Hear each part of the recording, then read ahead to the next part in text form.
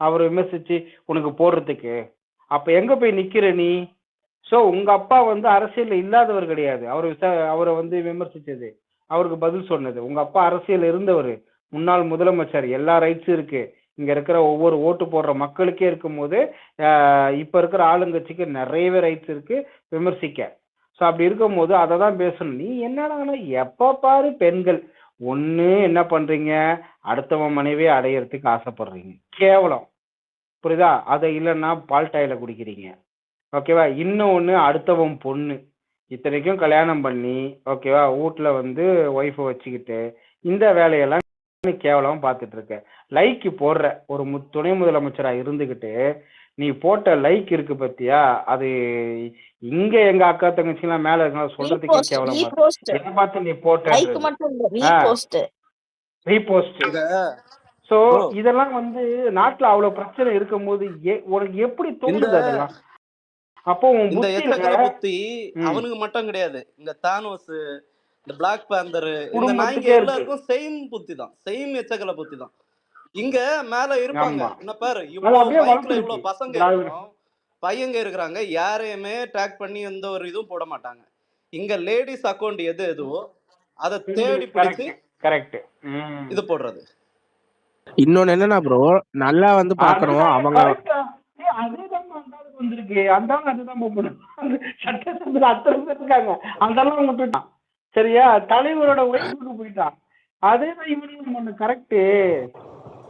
இப்படிதான் வளர்த்துருக்கு. இல்ல இல்ல ப்ரோ, நம்ம நல்லா யோசிக்கணும். அவன் வந்து விஜய் இப்ப அண்ணன் பேசினது வந்து பார்ட்டி ஃபண்டு, இது எல்லாமே வந்து மக்கள் கிட்ட சென்று சேர்ந்துரும். அது வந்து இப்ப கண்டிப்பா போகும், அது வேற விஷயம், இவங்களால தடுக்க முடியாது. ஆனா அதை வந்து டைரக்ஷனை சேஞ்ச் பண்ணலாம், மடைமாற்றம் பண்ணலாம் அப்படின்னு சொல்லிட்டு தான் வேணும்னே வந்து பர்சனல் அட்டாக் பண்ணிட்டு இருக்கானுங்க. இப்படி பர்சனல் அட்டாக் பண்றதுனால என்ன பேசுவாங்க, இந்த மாதிரி விஜயை பத்தி பேசலாமா, விஜயோட இதை பத்தி பேசலாமா அப்படின்னு டாபிக் மாறிடும். இவங்களோட பார்ட்டி ஃபண்டு, கொளத்தூர், டாஸ்மாக், இது எல்லாத்தையும் அப்படியே சைட்ல தரலாம்னு சொல்லி பிளான் பண்ணியிருக்கானுங்க. அதை பிளான் பண்ணி தான் பண்ணியிருக்கானுங்க.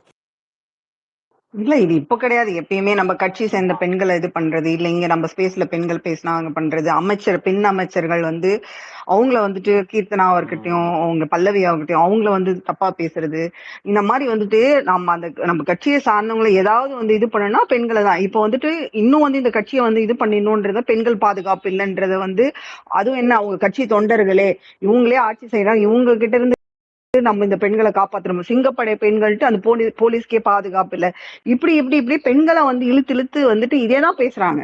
சோ இன்னைக்கு குடும்பத்தில் இருக்கிற எல்லாத்தையும் சுத்தி சுத்தி சுத்தி பார்த்தா அந்த பெண்களை இழுத்து அவங்களை அவமானப்படுத்துறது. கேட்டா நாங்க வந்து பெண்களுக்கு வந்து சுயமரியாதை, நாங்க பெண்களுக்கு வந்து சம உரிமை எங்க கொடுத்து வச்சிருக்கீங்க? சொந்த வந்துட்டு அத்தையா? உங்க அத்தைக்கும் வந்து உங்க இதுல கட்சியில இடம் கொடுக்கல, இல்ல உங்க ஏதாவது அமைச்சராக்கி வச்சிருக்கீங்களா, இல்ல உங்க கட்சியில ஏதாவது பெரும் பங்கு கொடுத்துருக்கீங்களா, ஏதாவது ஒரு நடத்தினா சமமா உட்கார வச்சு யாரையாச்சும் நீங்க ட்ரீட் பண்ணிருக்கீங்களா, இல்ல உங்க கட்சிக்கு ஏதாவது ஒரு மாநாடோ ஏதாவது ஒரு பெண்கள் வந்தா அவங்களுக்கு பாதுகாப்பா இருக்க முடியுதா? எதுவுமே கிடையாது. சோ பெண்களை இழிவுபடுத்துறீங்க. அந்த பெண்கள் வந்து ஏற்கனவே ஓட்டு போடல, இனிமே ஜென்மத்துக்கும் போட மாட்டாங்க. வெறும் 1000 ரூபாய், தளபதி கூட சொன்னார் ஓசி பஸ், இந்த மாதிரி கேவலப்படுத்தீங்கன்னா அந்த பெண்களுடைய ஓட்டு வந்து திமுகவுக்கு இனிமே ஜென்மத்துக்கும் இருக்காது. இன்னொன்னக்கா, பிரஸ் மீட்ல இதை யாரும் நோட்டீஸ் பண்ணலன்னு நினைக்கிறேன். விர்ச்சுவல் வாரியர்ஸ் என்னன்னா, பிரஸ் மீட்ல உதயநிதி பேசுறப்போ இப்ப வந்து உள்ளுக்குள்ள வந்து விசில் அடிக்கிறாங்க, அடுத்து வந்து பாட்டு பாடுவாங்க, அடுத்து டான்ஸ் ஆடுவாங்க, ஏன் விட்டா ஐட்டம் டான்ஸ் கூட ஆடுவாங்க அப்படின்னு சொல்லிட்டு சொல்றாரு. அந்த வார்த்தை என்ன வார்த்தை அது? அதாவது இந்த மாதிரி இல்ல, அதான் சொல்றேன். இப்போ நம்ம மைண்ட்ல என்ன இருக்கோ அதுதான் வாயில வரும். உன் மைண்ட்ல வந்து அப்புறம் அவ்வளவு வக்கர புத்தி தான் இருக்கா? என்னது டான்ஸ்? என்ன சொன்னாரு, ஒரு நிமிஷம் இருங்க, ஒரு நிமிஷம் இருங்க.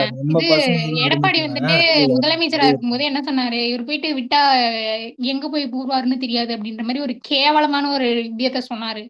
அந்த மாதிரி எல்லாம் அவன் சைட்ல பேசுவாங்களா? நம்ம தலைவர் என்ன பண்ணுவாரு, அவ்வளவுதான், பதவியில இருந்து தூக்கிடுவாரு.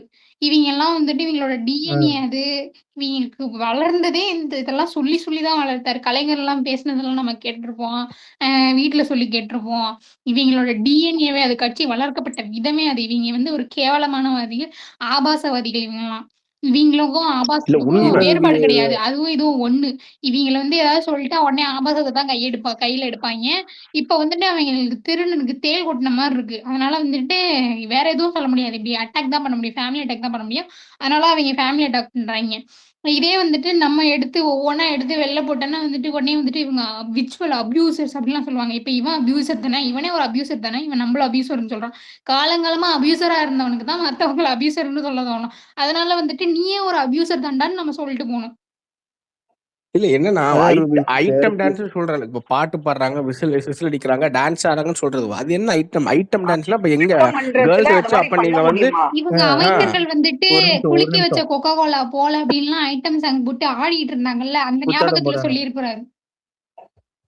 ஐஸ் ஃப்ரூட் பெரிய கருப்பம் குத்தாட்டம் போட்டாரு. அது அந்த கதையை தான் சொல்லியிருப்பாரு. அதுக்கு முன்னாடி இன்னொன்னு, நம்ம ஆளுங்க யாரும் ஆட மாட்டாங்க. இவங்க 2017 சட்டமன்றத்துல அந்த நம்பிக்கை வாக்கெடுப்பு தீர்மானம் நடக்கும் போது ஓகேங்களா, சபாநாயகரை வெளில அமிச்சிட்டு போய் பெஞ்ச் மேல ஏறி டான்ஸ் ஆடினது, சபாநாயகர் சீட்ல போய் உட்காந்தது, இந்த மாதிரி எல்லாம் நாங்க யாரும் பண்ண போறது இல்ல. சரிங்களா, திமுக காரனுங்க வேணா பண்ணுவாங்க.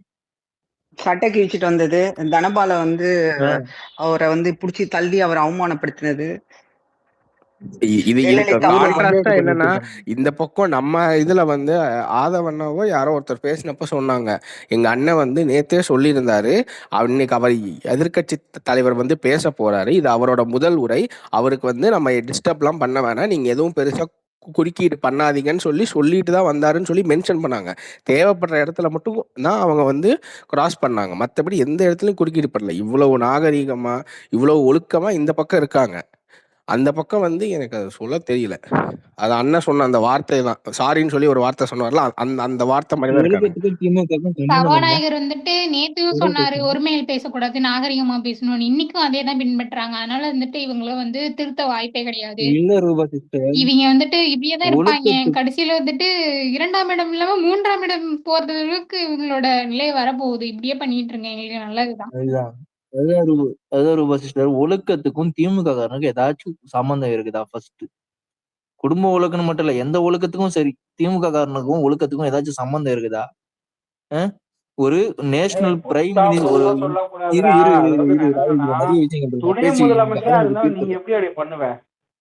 என்ன துணை முதலமைச்சர், துணை இல்லாத முதலமைச்சர், நான் வேற ஏதாச்சும் பேசுவேன் சும்மா கொஞ்சம். ஒரு நாட்டின் பிரதமரா இருந்த ஒரு அம்மாவை என்னெல்லாம் பேசினாரு கருணாநிதினு ஒரு வரைக்கும் இருக்குது. அது வரைக்கும் அவன் பேசுவான். முக்காடு போட்ட முசோலினி, ஹிட்லர், பொம்பளை ஹிட்லர், இப்படி எல்லாம் பேசினவர் தான் கருணாநிதி. அந்த அளவுக்கு வரலாறை வச்சுக்கிட்டு நீங்க எல்லாம் பேசலாமா ஃபர்ஸ்ட் ஒழுக்கத்தை பத்தி? திமுக காரணங்களா யாராச்சும் சட்டசபையோட மரபுக்கும் எதுக்காச்சும் நீங்க பேசலாமா? உங்களுக்கு அதுக்கான உரிமை இருக்கு, தார்மீக உரிமை இருக்குதா? நீங்க பண்ண அக்கிரமத்துக்குலாம் 89 ஒரு நிமிஷம் கைஸ், சசிரேகா எவ்வளவு விஷயங்கள் பண்ணி வச்சிருக்கீங்க. சசிரேகா ஒரு ட்வீட் போட்டிருக்காங்க. இருங்க சசிரேகா ஒரு ட்வீட் போட்டிருக்காங்க. சமூக வலைதள நண்பர்களே, வனவாசம், மீசா கைது, பால்டாயில் எல்லாம் எதற்கெல்லாம் பயன்படுகிறது என்ற கதையெல்லாம் உங்களுக்கு தெரியுமான்னு கேட்டிருக்காங்க. போய் கமெண்ட் பண்ணிட்டு வாங்க. எல்லாம் கமெண்ட் பண்ணுங்க. அதுதான் இன்னொன்னு, இப்போ என்ன சொல்றது, ஜெயலலிதா அம்மாவுக்கு வந்து ஒரு என்ன சொல்றது, ஒரு விருது கொடுக்குறாங்க ஓகேங்களா. அப்ப என்ன தெரியுமா கேட்டாரு கருணாநிதி, இந்த அம்மையாருக்கு எதற்காக விருது கொடுக்கிறீர்கள், வைரம் படத்தில் நீச்சல் உடையில் நடித்ததற்காகவா அப்படின்னு கேட்டாரு. அந்த மாதிரி கேடுகட்ட வேலை இதே புத்தியிலதான் இன்னைக்கு வந்து பேசலாமான்ற அவங்க ஐட்டம் டான்ஸ் பேசியிருக்காரு அவரு, வேற ஒண்ணும் இல்ல. அவங்க பையன் மட்டும் என்ன பேசுறாரு, அவளும் நோக்கினாள் ஆக இவரும் நோக்கினாள் அப்படின்னு. அண்ணனும் நோக்கினால் அவளும் நோக்கினால் அப்படி எல்லாம் பேசின கேடுகட்ட வரலாறு வச்சுக்கிட்டு நீங்க பேசலாமா? போட்டோவையும் அம்மா போட்டோவையும் ஒன்ன வச்சு போட்டானே, ஞாபகம் இருக்கா? அது நம்ம பசங்க, ஆமா ஆமா நம்ம பசங்க நிறைய எடுத்து போட்டாங்க. க்ளோஸ் என்ன, I am not seeing this right அப்படின்னு போட்டாரு. இந்த அளவுக்கு கேடுகட்ட வேலை எல்லாம் பாத்துட்டு பேசுறாங்க. பெண்கள் கிட்டே இருக்கு. பெண்கள் வந்து வேற பார்வையில மட்டும்தான் இந்த திமுக காரன் பாக்குறான். அதுவும் முக்கியமா என்ன சொல்லுவாங்க தெரியுமா ப்ரோ, பெரியார் கொள்கை, பெண்கள் முன்னேற்றம், பெண்கள் எல்லாம் வெளில வரணும், பெண்கள் எல்லாம் அடிமைப்பட்டு கிடைக்க கூடாது அப்படின்னு சொல்லுவாங்க. அதே பெண்கள் மத்த பார்ட்டிக்கு ஃபாலோ பண்ணிட்டா அவளை அவ்வளோ தனிப்பட்ட தாக்கத்தில் செய்யறதும் இவனுங்க தான். ஆனா இவனுங்க மத்தவங்களை வந்துட்டு அபியூசர்னு சொல்லுவாங்க. அது வெறும் மேடை பேச்சுக்கு மட்டும்தான் ரூபா, செயல்ல இருக்கக்கூடாது. பெண்கள்லாம் அந்த மாதிரி இது மாதிரி ஸ்பேஸ்ல பேசக்கூடாது, அமைச்சர் ஆகக்கூடாது, இல்ல வந்து ஆண்களை எதிர்த்து கேள்வி கேட்க கூடாது, சூப்பரா வேலை செய்ய, குழந்தைய தூக்கிட்டு வரக்கூடாது. முக்கியமா வந்து பிறந்த குழந்தைய வந்துட்டு தூக்கிட்டு வர வீட்டுக்குள்ளேயே உட்காந்துட்டு சமைச்சு சாப்பாடு போட்டு தன் கணவர் வந்து ரொம்ப நல்லா இருக்கணும், 100 ஆயுசு இருக்கணும், கோயிலா பண்ற தவறுக்கெல்லாம் வந்துட்டு கோயிலா போய் சாமி கும்பிடணும்.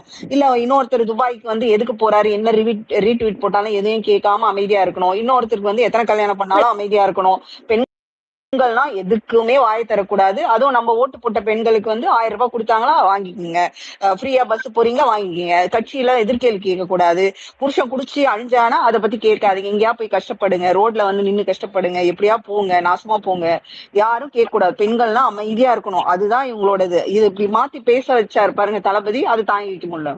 அதான் கேட்டாரே உங்களுக்கு வந்துட்டு நீங்க எத்தனை பெண் அமைச்சர்கள் ஒரு நிமிஷம் எத்தனை பெண் அமைச்சர்கள் குடுத்தீங்கன்னு கேட்டாங்களே, அப்பவே பார்த்துட்டு தானே நின்ன பேசுறதுக்கு ஒன்னால முடிஞ்சுதா? அதுக்கு வக்கில்ல தானே உனக்கு. இல்ல இன்னும் இதுக்கு மேல கருணாநிதி வந்து இவர் முன்னாடி வந்து ஒரு இதுல வந்து அசெம்பிளி, இதே அசெம்பிளியில ஜெயலலிதா அம்மா பேசிட்டு இல்ல இவங்க திமுக சைட்ல பேசுவாங்க, பேசிட்டு ஜெயலலிதா அம்மா வந்து அதுக்கு அகைன்ஸ்டா வந்து எந்திரிச்சு நின்று திராவிட நாடு எங்க இருக்கு அப்படின்னு சொல்லி கேட்கிறப்போ கலைஞர் சொல்ற கமெண்ட் என்னன்னா, அதுக்கு சட்டசபையில வச்சு சொன்ன கமெண்ட், உங்க பாவாடை நாடாவை அவுத்து பாவாடையை தூக்கி பாருங்கன்னு சொல்லி சொன்னாரு. இதே கலைஞர் சொன்னாரு. இவ்வளவு வல்கரான கமெண்ட்ஸை சொல்லியிருக்கானுங்க இவங்க. நம்ம அண்ணாவை பத்தி பேசியிருக்கானுங்க.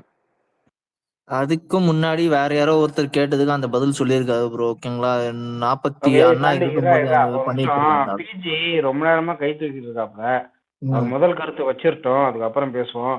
நடராஜா நீங்க வந்து இது இல்ல அவர் ஏற்கனவே ஸ்பேஸ்ல வந்து பேசுன மாதிரி இருக்காரான்னு பேசுன மாதிரி தான் இருக்கு. நடராஜன் வந்து பேசுன மாதிரி இருக்கு, எனக்கு ஞாபகம் இருக்கு.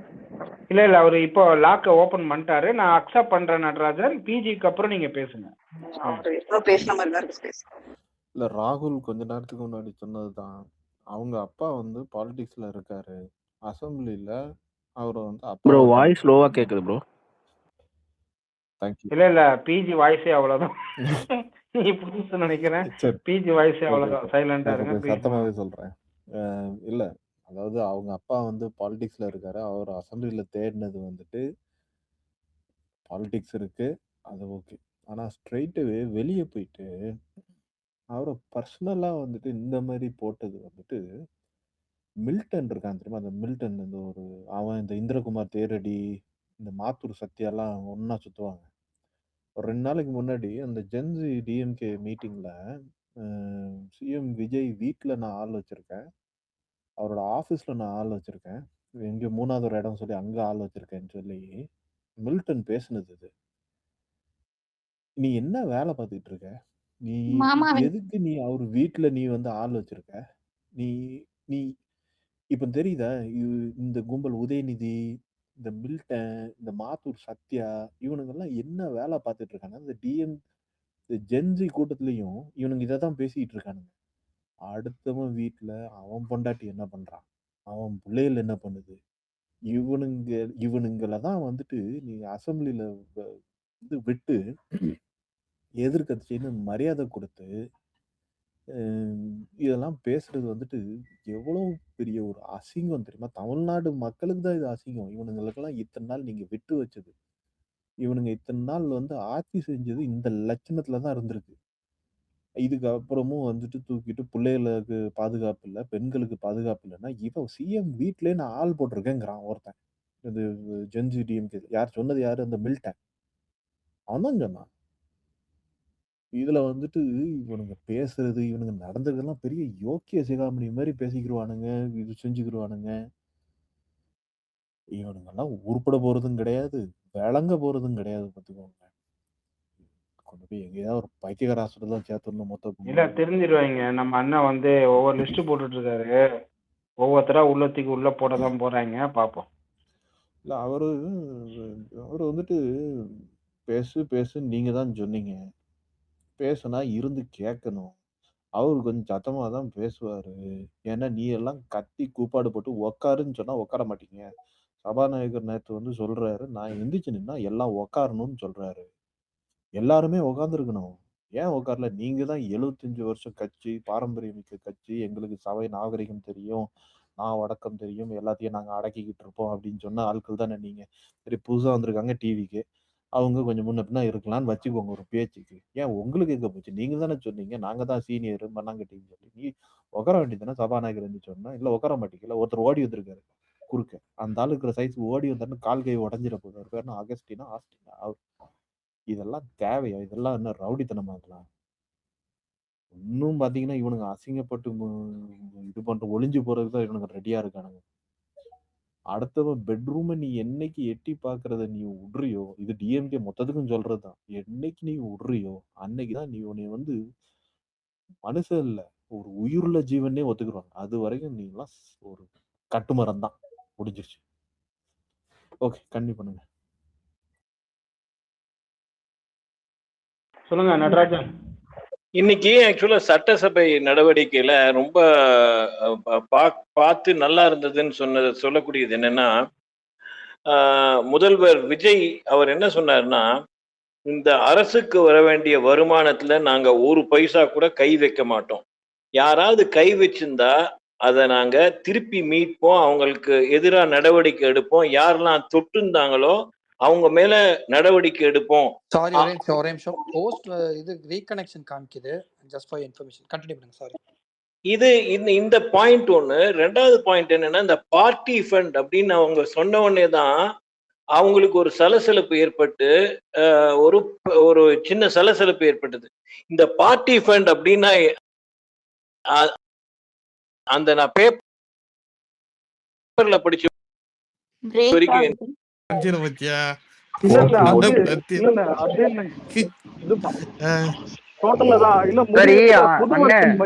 சொல்லுப்பா. கரெக்டா அப்போ ஒரு பாயிண்ட் கேட்க வந்தேன். இந்த வப்பாட்டிக்கு பிறந்தவனுடைய அவங்க அப்பனை பத்தி ஹிஸ்டரி சொல்லுங்க. அவனை பத்தியா? இல்ல நான் சொல்லணும்னு ஓகே, வெயிட் பண்ணுங்க. அந்த ஈஸ்வர் ஸ்பீக்கர் கொடுக்காதடா, அவன் கீழே இருக்கான். அவனுக்கு கொடுக்காத. அப்படியா? ஈஸ்வரை கொடுக்கிட்டா வேணாமா? வேணாம். அவன் இல்ல அவன் பேச விட மாட்டான் நம்மள. அவனுக்கு கொடுக்காதீங்க. அதாவது கேக்குதா? அவனை கடிக்கணும். எனக்கு இன்னுமே குமார் கலர் எல்லாருமே லிசனர்லயே காமிக்கிறாங்க.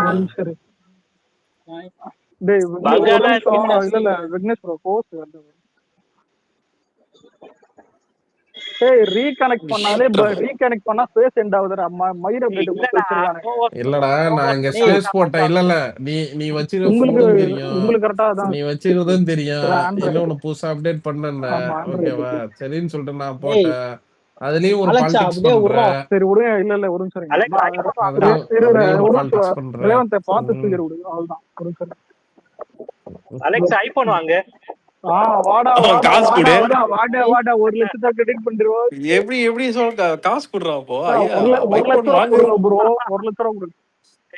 அலெக்ஸ் கிட்ட எல்லாரும் ஜாக்க நீ என்ன பண்ண? அப்படியே கறி கடையில இருறா வந்து ஜாக்க எப்படி மீன்கள்ல தானே வேலை செய்யற. கடலூர்ல போயிட்டு மீன்கள்ல வேலை செஞ்சு அவனுக்கு காசு கொடு. ஐபோன் வாங்கிடுவான் அவன். நைட் ஷிஃப்ட் தான்டா பாக்குற வேலையா. மீன்கள்ல வேலை செஞ்சா நான் பணக்காரன் ஆயிப்பேன்டா. அடப்பாவி, அப்ப வேலையை செய்யறது இல்லையா? உண்மை ஜாக்கு, உண்மை இப்பயுமே வந்து டெய்லி வந்து கறி மீன் தான் சாப்பிட்டுக்கிட்டு இருக்கிறியா?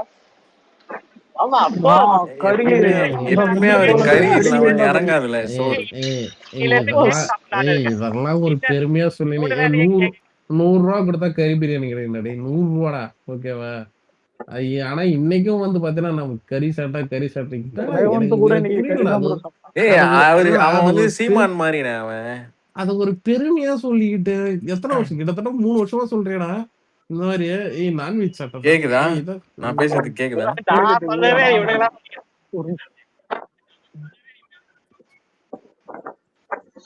ஓ விக்னேஷ், நான் கேக்குதா? கேக்குது. அவன் ஒரு சீமான் மாதிரி அவன் சொல்லிக்கினே இருப்பான். அலைஸோட பழைய ஃப்ரெண்ட் ஒருத்தன் இருக்கான், பத்ரின்னு ஒருத்தன் இருக்கான். அவன்லாம் வந்தான் நிறைய இதுதான் பேர்னது. ஜாக்க வந்து என்ன வயசுதான் போல கறியில சாப்பிடுறது. பத்ரினா யாரு? இந்த கமல் சண்டை போட்டுக்கிட்டீங்களா? இல்ல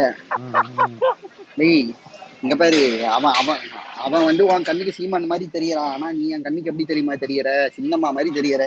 கையில ஒரு தன்னந்தோப்பு வச்சு நிற்கும் பாரு சின்னம்மா. யார சொல்ற?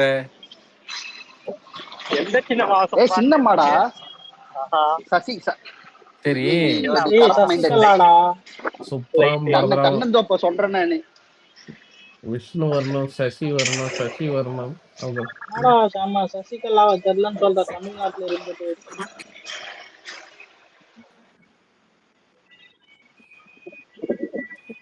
கார்த்திக் ஸ்பீக்கர் கூட அலெக்ஸ். கார்த்தி யாரு? சரி ஓகே, இன்னைக்கு நடந்ததை பத்தி பேசுவோம். காலையில இருந்து என்ன நடந்துச்சு சொல்லுங்க. மார்னிங் போங்க, பின்னாடி பின்னோக்கி போங்க, இப்ப இல்ல மார்னிங்கா? ஓகே. ஏன் இப்போ என்ன நடந்துச்சு? பொழந்துடுவோம் சும்மாறா. ஹரி இருக்கியா? ஹரி காமிக்கிற மாதிரி இருக்கு. இருக்குனே இருக்கியா? ஹரி ப்ரோ நல்லா இருக்கியா ப்ரோ? என்னாச்சு பிஸியா? ஐயோ சாரி ப்ரோ, மியூட் ஆயிடுச்சு. இல்ல கார் ஹீரோ இல்ல கொஞ்சம் அது நான் உங்களுக்கு மெசேஜ் பண்றேன். இல்ல எனக்கு புரியல, பிஸின்றீங்க, இங்க வந்து உட்காந்தீங்க. இல்ல முடிஞ்சது, வேலை முடிஞ்சது. வேலை முடிஞ்சதா? வேலையில சீக்கிரம் முடிச்சிட்டோம். அப்படியா? என்னது காரியத்துல கண்ணா இருக்காப்ல. அதிகம் கேக் சாப்பிடுவீங்களா? மெசேஜ்ல சொல்றேன். எனக்கு என்ன பக்கான்னு தெரியல. குமாரனும் வந்து லிசனர்ல இருக்கான், இவனும் லிசனர்ல இருக்கான், விக்னேஷனும் லிசனர்ல இருக்காங்க. இல்ல பக் தான், நீ வெளியே போயிட்டு வா. சாம பேசுறது கேக்குதாடா? கேட்டுச்சுன்னா வீடு எதுக்கு கீழே தேவையில்லாம போயிட்டு. சில பேர் கேட்கலடா, சில பேர் கேட்கல. இல்ல சாம் பேசுறது எனக்கு கேக்குது. கேக்குதுல ஹரி? கேக்குது. ஒரு நிமிஷம் இல்ல, ரீகனெக்ட் பண்ணிட்டேன். கேக்குது ரீகனெக்ட் பண்ணேன். இப்போ எல்லாருக்கும் அது நோட்டிபிகேஷன்ஸ்குள்ள போயிட்டு ரெஃப்ரெஷ் அடிச்சுட்டு இங்க வந்தீங்கன்னா கொஞ்சம் இதாயிடும். சில சமயம் அப்படி காட்டும், ஸ்பீக்கர்ல காட்டும். டெம்பிள் ரன் மாதிரி அசம்பிளி ரன்னு ஒரு கேம் ஆரம்பிச்சிடலாமாடா? அசம்பிளிக்குள்ள ஓடுற மாதிரி. இல்ல ஹரிஷ் ப்ரோ தான் வீடியோ எல்லாம் போடுறாரு, அப்படியே உங்களையும் போக சொல்லுங்க, அவரை போட சொல்லுங்க, கேம் லான்ச் பண்ணுவோம். அசம்பிளி ரன் ரொம்ப நாளா நடந்துட்டு இந்த ஃபிளாப்பி பேர்ட் வந்து கிரியேட் பண்ணானுங்க பத்தியா? நம்ம அல்லு அர்ஜுன் மாஸ்டர்லாம் கிரியேட் பண்ணிருப்பானுங்க. உடனே திருப்பாப்ல அது மாதிரி அது மாதிரி தலைவர் இவனுக்கு ஒண்ணு கிரியேட் பண்ணி உதயநிதி கிரியேட் பண்ணி கடைசியா தலைவன் அச்சாம்பரு சோஃபா மாடல் என்னன்னு புரியறதுக்கு கொஞ்ச நாள் ஆயிடுச்சு. அததான் இப்ப சொல்ல வந்தேன் ஷாமு. எனக்கு என்ன சிரிப்புனா, அவன் முதல் நாள்ல இருந்து ஒருத்தன் கத்திக்கிட்டு இருக்கான், அவரு கண்டுக்க கூட இல்லை, அதை பத்தி என்னன்னு தெரிஞ்சுக்கணும்னு கூட ஒரு டைம் ஒதுக்கல, மதிக்கவே இல்லை. இன்னைக்குதான் சரி ரொம்ப நாளா புலம்புறான், என்னன்னு தெரிஞ்சுக்கோமே, இன்னைக்குதான் தெரிஞ்சுட்டு இருக்கு, எனக்கு அது புரியறதுக்கே ரொம்ப நாள் ஆச்சு, என்ன உளறிட்டு இருக்கான் அப்படின்னு கூட அவர் சொல்லல, சொல்லாம சொல்லிட்டாரு எல்லாத்தையும். அதான் எதிர்கட்சி தலைவர் அப்படிங்கிறதுக்கு வந்து எல்ஓபி, அதான் லீடர் ஆஃப் ஆப்போசிஷன் எல்ஓபிம்பாங்க. ஆனா திமுக பொறுத்த வரைக்கும் இந்த ஆள் ஒரு லாஸ் ஆஃப் பே தான் அவங்களுக்கு. பாவம் இவ்வளவு செலவு பண்ணிப்பாரு வச்சு, ரொம்ப கஷ்டம் ப்ரோ. இன்னைக்கு மொரட்டு சம்பவம்டா அலெக்ஸ், சரியான இது. நான் எதிர்பார்த்தேன், ஆனா இந்த அளவுக்கு எதிர்பார்க்கல. நேத்துதான் ஃபீல் பண்ணிட்டு இருந்தோம் எல்லாம், என்ன 2 நாள் முன்னாடி தான். அதான் என்னடா ஃபர்ஸ்ட் லுக் வரல, ஒண்ணும் வரல, சப்புன்னு இருக்கு, ஒரு மாதிரி ஃபீல் பண்ணுது. நீங்க அப்படியே மறந்துருச்சு, நேற்று இருந்து அந்த சோகம்லாம் காணாம போயிடுச்சு. சரியான சம்பவம். ஆமா, எனக்கு ரொம்ப நாளா ஒரு டவுட்ரா, இவங்க ஏன்டா முழுசா இவங்க வந்து கையில ஸ்கிரிப்ட வச்சுக்கிறாரு எதிர்கட்சி தலைவரு, படிக்கிறது ஓடுறது, இது தாண்டி வேற எதுவுமே தெரியாது. அதெல்லாம் அது கூட பரவாயில்ல ஹரி. ஹரி கேக்குதா? கேக்குது. அது கூட பரவாயில்ல. ஒரு நிமிஷம் ஜாக்கி ஃபன் என்ன தெரியுமா? பிரஸ் மீட்ல வந்து அவர் எடுத்துட்டு வந்த ஸ்கிரிப்ட படிக்கிறாரு, படிச்சுட்டு போறாரு. இந்த நாய் அதை சொல்றதே கீழே ஒரு ஸ்கிரிப்ட வச்சுதான் தெரியுமா? கீழே ஒண்ணு வச்சுக்க, அதுவும் மாட்டிக்கிட்டு வச்சே ஸ்கிரிப்ட்னு சொல்றதுக்கு ஒரு ஸ்கிரிப்டா? நீங்க எல்லாம் ஸ்கிரிப்ட பத்தி பேசலாமா? ஒருத்தன் ஒரு நியூட்ரல் ஒருத்தன் போட்டிருக்கான், நீயே ஸ்கிரிப்ட் வச்சுதான் படிக்கிற, நீ என்னடா இன்னொருத்தன ஸ்கிரிப்ட பத்தி சொல்ற? எனக்கு இன்னைக்கு சட்டமன்றத்துல நடக்கிற சில இது எதிரில இருக்கிற எதிர்கட்சி தலைவர்களோ இல்ல எதிர்கட்சி சேர்ந்த உறுப்பினர்கள்லாம் வந்துட்டு சொல்ற சில விஷயத்துல ஒரு நோட் பண்ணிட்டு அதுக்கு பதில் அங்கேயே கொடுக்குறாரு. அது எப்படி ஸ்கிரிப்டடா இருக்க முடியும்? அறிவு இருக்கா? அடிப்படையில கொஞ்சமாவது அடிப்படை அறிவு இருக்காடா? இன்னைக்கு பேசுறதுக்கு இன்னைக்கே பதில் சொல்றது எப்பறம்? யாரா ஸ்கிரிப்ட் பண்ணி ஹரி ஒரு பாயிண்ட் சொல்றேன் ஹரி. ஃபர்ஸ்ட் பாயிண்ட் வந்து ஸ்கிரிப்ட்ன்றது எல்லாருமே இது காலாலமா வந்து வச்சிருப்பானுங்க. ஏன்னா வேர்ட்ஸ் சில இப்போ 20 பாயிண்ட் 30 பாயிண்ட்னு இருக்கும். 20 பாயிண்ட வந்து கரெக்டா சொல்லணும், 1-2 பாயிண்ட் மிஸ் பண்ண கூடாது இல்ல, அதுக்காக ஸ்கிரிப்ட் வச்சிருப்பாங்க. அது ஒரு மேட்டர்ன்னு சொல்லி வச்சு பேசினா உண்மையாலுமே கோமாளி தானே. இந்திய வரலாற்றுல ஸ்கிரிப்ட் இல்லாம கோமாளி இத்தனை படம் நடிச்சிருக்கான், ஸ்கிரிப்ட்னா என்னன்னு தெரியல. என்ன பேசணுங்கிறது முக்கியமா இல்ல எப்படி பேசுறோம் டெலிவரி முக்கியமா? என்ன பேசுறாங்கிறத கவனிக்கணும். இல்ல எதையுமே கவனிக்காம உட்காந்துட்டு அறகுறையா எதையாவது கேட்டுட்டு வந்து இங்க வந்து வாந்தி எடுக்கிறது. உங்க ஐடி உளுத்து போன ஒரு 11 பேர் கொண்ட குழு இருக்கும் போல, அதை எழுதி கொண்டு வந்து கொடுக்குறானுங்க. அதை இவர் வந்து படிச்சுட்டு இந்தாரு இவன் நம்மள சொல்றான்.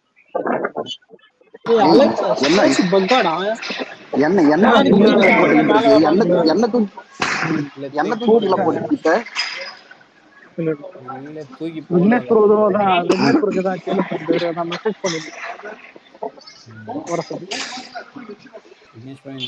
விக்னேஷ் ப்ரோ இல்லாம ஒரு ஸ்பேஸ் எனக்கு ஒரு டவுட், இந்த ஸ்கிரிப்ட் அந்த பேப்பர்லாம் ஸ்டாலின் கிட்ட போயிட்டு அப்படி வருமா இல்ல இவங்களே எடுத்துட்டு பேசுவாங்க? ஸ்டாலினே தப்பு படிப்பாரு, அவர்கிட்ட போனா மட்டும் அவருக்கு என்ன புரியும்? சிஎம்மா இருக்கும் போதே ஒன்றும் புரியாது. இப்ப வீட்டுல வேற லீவ்ல ஜாலியா கிடையாது. அவருக்கும் இந்த ஸ்கிரிப்டுக்கு என்ன சம்பந்தம்? சட்டமன்றத்துக்கும் அவருக்குமே சம்பந்தம். அவரை மதிச்சுலாம் காட்டுவானுங்களான்னு கேக்குறேன். அதெல்லாம் காட்டியிருந்தா அவங்க ஏங்க தோத்து போறாங்க? அங்க ஆட்சியில இருக்கும்போது அதிகாரிகளே அவரை மதிக்கல. வீட்டுக்குள்ள இங்க அதெல்லாம் உனக்கு தலை உனக்கு ஒண்ணும் தெரியாது, நீ சும்மா இருந்து உட்காரச்சு. ஐயா அப்படி கிடையாது. இப்ப அந்த அந்த ஆள் வந்து கையில வந்து ஒரு ஸ்கிரிப்ட் வச்சு படிப்பார்ல, அந்த ஸ்கிரிப்டை வந்து தட்டி தர மாதிரி ஏதோ வந்து வளரி படிச்சு முடிச்சுடுவாப்புல.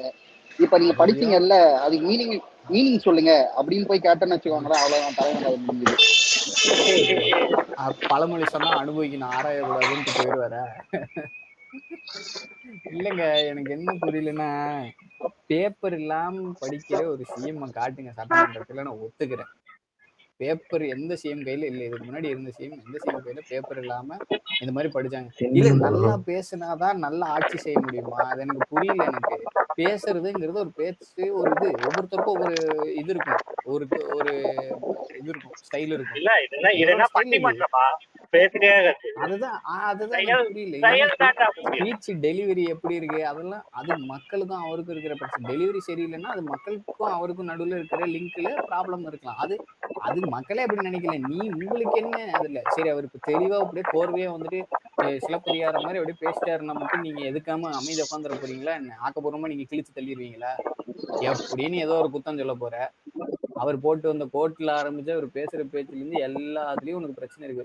உன்னைய வந்து இந்தந்த தொகுதிக்கு எம்எல்ஏவா உங்களை தேர்ந்தெடுத்து உட்கார வச்சிருக்காங்க. திமுகவை சேர்ந்த ஒரு எம்எல்ஏ ஆக்கப்பூர்வமா ஒரு விஷயம் பேசுறானா இந்த அசம்பிளி ஆரம்பிச்சதுல இருந்து?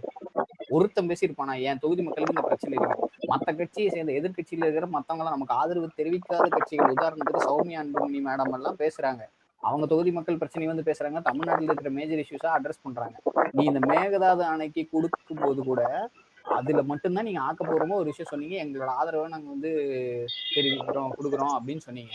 அதையும் அந்த பத்தியை வந்து எதிர்கட்சி தலைவர் கொடுக்குற இதை வந்துட்டு அந்த பாயிண்ட் வந்து நீங்க ஆட் பண்ணிக்கோங்கன்னு சிஎம் பெருந்தன்மையா சொல்றாரு. உங்க சிஎம் இதை பண்ணியிருப்பாரா? முதல்ல பேசுறதுக்கு இடமாவது கொடுத்துருப்பீங்களா? நீங்க பேசும்போது எங்க எம்எல்ஏ எல்லாம் அமைதியா தானே உட்காந்துருக்காங்க. உங்களுக்கு ஏன் ஏறுது மண்டை மேல? எல்லாத்தையும் இதுக்கு வன்மத்தோட ஈகோவோடய அணுகுறீங்க. ஏன் காமா பேசவே தெரியாதா? மக்கள் பிரச்சனையை பேசுறதுக்கு தான் சட்டமன்றம், அவங்க காசுல தான் நடக்குது எல்லாமே. ஒரு நாளாவது மக்கள் பிரச்சனையை வந்து பேசுனீங்களா? வரைக்கும் குறை சொல்றதுக்கு கை காட்டுறதுக்கு மட்டும் தான் இருக்கீங்க. நீங்க எதிரி கட்சியா செயல்படாதீங்க, எதிர்கட்சியா செயல்படுங்கன்னு அதுதான் அவர் கேக்குறாரு இன்னைக்கு அழகா. இந்த அறிவுரை எல்லாம் அவனுங்களுக்கு சொல்லி நம்ம டைம் வேஸ்ட் பண்ணிட்டு இந்த அறிவு இருந்தாதான் அவனுக்கு ஜெயிச்சிருப்பானுங்களே. மக்கள் மனசு ஜெயிக்கிறதுக்குலாம் அவங்களுக்கு எய்ம் எல்லாம் கிடையாதுங்க. அவனுங்களுக்கு வந்து நம்மளை குறை சொல்லணும், இந்த சிறுமைப்படுத்திக்கிட்டே இருக்கணும். அவனுங்க நமக்கு ஓட்டு போட்டவங்களே சிறுமைப்படுத்துறாங்க. இது எப்படி நீ அடுத்து உள்ளாட்சியில எப்படி ஜெய் பண்ணி என்ன மூஞ்சி வச்சுட்டு வந்து ஓட்டு கேட்ப? இதே மக்கள்கிட்ட தானே அந்த ஓட்டு பிச்சை எடுப்ப இல்ல ஓட்டுக்கு. எல்லாரும் ஓட்டு பிச்சை தான் எடுக்கணும், பிச்சை எடுப்பு இல்லை நீயும். அப்ப என்ன மூஞ்சி வச்சுட்டு போய் எடுப்ப? அப்பயும் போய் திமிரா போயிட்டு நீ எல்லாம் நாசமா போயிட்டேன்னு சொல்லிட்டு ஓட்டு கேட்பியா? அவன் எப்படி உனக்கு கொடுப்பான்? சல்லி பைசா கொடுக்க மாட்டான். பாஜக காரன் கூட போன தடவை போயிட்டு ஓட்டு கேட்கும்போது நயினார் நாகேந்திரன் அவர்கள் போய் ஓட்டு கேட்கும்போது உனக்கு சோறு கூட போடுறேன் ஆனா ஓட்டெல்லாம் போட மாட்டேன்னு சொன்னாங்க. உனக்கு சோறே போட மாட்டாங்கடா நீ போய் கேட்டீங்கன்னா. இப்படி எல்லாம் பேசிட்டு போய் நின்றாத, அசிங்கப்படுத்தா வெளியே வருவீங்க. இல்ல இது ஒண்ணும் இல்லைங்க, பேசுற வரைக்கும் பேசட்டும். இந்த மிச்ச சுற்றல இருக்கிறதெல்லாம் வந்துட்டு இவனுங்க பேசுற பேச்சையே கேட்டுட்டே உள்ளாட்சியில தோத்துருவாங்க. மக்களே தொகடிச்சு உட்கார வச்சிருவாங்க. நீ வீட்லயே இரு, 4 இவனுங்களுக்கு சட்டமன்றத்துக்குள்ள ஒரு 4 கொஞ்சம் பேர் அனுப்பியிருக்காங்க பாத்தீங்களா, அவங்க அதெல்லாம் பனிஷ்மெண்ட் இவனுங்களுக்கு. இவனுங்க இருக்கும்போது ஆட்சி செய்யும்போது என்ன கிழிச்ச நீ, அவன் எப்படி பண்றான்னு உட்காந்து நீ உள்ள உட்காந்து நேருக்கு நேரம் பாரு, அப்பதான் உனக்கும் உரைக்கும், எப்படி பண்ணணும்னு கத்துக்க, அறிவு வரும்னு மக்களே பாடம் எடுக்கிறதுக்கு பனிஷ்மெண்ட் கொடுத்து தான் அனுப்பியிருக்காங்க. அது புரியாம பனிஷ்மெண்ட்ல இருந்து தப்பிச்சு பாதியிலே ஓடுறது. ஸ்கிரிப்ட் முடிஞ்சோன்னு இதுக்கு மேல நம்ம என்ன பேசுறது, அவங்க பேசினா பதிலாம் சொல்ல முடியாது அப்படின்ட்டு. பார்ட்டி ஃபண்டுன்னு சொன்னா உனக்கு ஏன் குத்துது? குற்றம் உள்ள நெஞ்சுதான் குறுகுறுக்கும். அதுவும் இல்ல எந்த இந்த கட்சியோட இருக்கேன் பேர் எப்படின்னா பதில் சொல்லுன்னு கூவிட்டு பதில் சொன்னா உக்காந்து கேட்கணுமா இல்லையா? ஐயா, என்னடா உங்களுக்கு வாய் இருக்கிற ஒரு எக்ஸ்பிளாய்ட் பண்றாங்க. இப்பவும் நான் சொல்றேன், ஓடுகாலி பயலுகடா அப்படின்னு நீங்க முடிவு எடுத்துட்டீங்க. எதிர்கட்சியில ஒரு குற்றச்சாட்டை வச்சுட்டு தரவுகளோட சான்றுகளோட உங்களுக்கு பதில் சொல்லும் போது கேட்க கூட உங்களுக்கு இது இல்லைன்னா மக்கள் உங்களோட பர்ஃபார்மன்ஸை பார்த்துட்டு இருக்காங்க. தமிழக மக்கள் இல்ல எவ்வளவு நீங்க புத்திசாலினா பார்ட்டி ஃபண்டுன்னு சொன்னதுக்கு ப்ரூஃப் இல்லைங்கிறீங்களே, நீங்க சோஃபா மாடல்னு சொல்ல ஒரு சின்ன ப்ரூஃப் இருக்குதா? ஐயா, இஷ்டத்துக்கு இவங்களுக்கு நீ என்ன அடுக்குற. ஆக போகுது தெரியுமா?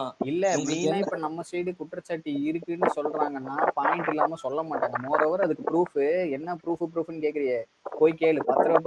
பதிவு துறையில போயிட்டு வெறும் சின்ன சின்ன இண்டிவிஜுவல்ஸ் மட்டும் கிடையாது, பெரிய பெரிய பிசினஸ் டீலர்ஸ், இவங்கெல்லாம் பிசினஸ் எல்லாம் வச்சிருக்கிறவங்க, ரியல் எஸ்டேட் இருக்கிறவங்க பண்றவங்க, இவங்கெல்லாம் போயிட்டு நாங்க காசே கொடுக்காம பண்ணிட்டு வரோம்னு வெளியே பிரஸ் மீட் கொடுக்குறாங்க. அத்தனை பேர் பில்டர்ஸ் எல்லாம், கான்ட்ராக்டர்ஸ், பில்டர்ஸ் எல்லாம் போயிட்டு அவங்க இன்டர்வியூ. இது சாட்சி இல்லையா?